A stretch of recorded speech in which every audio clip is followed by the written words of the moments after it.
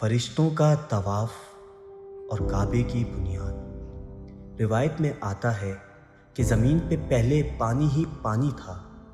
قدرتی طور پر 2000 سال پہلے کعبے کی جگہ اس پر سفید جھاگ پیدا ہوئی اور کچھ روز میں ہی اس کو پھیلا کر زمین کر دیا۔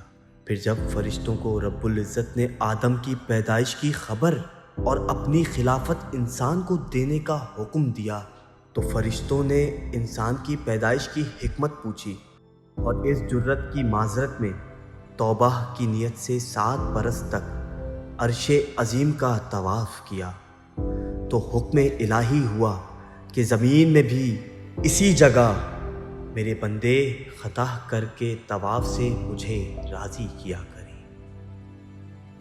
ایسی مزید ویڈیو دیکھنے کے لیے ہمارے چینل کو لائک کریں، کمنٹ کریں، شیئر کریں اور سبسکرائب کرنا نہ بھولیں۔ شکریہ۔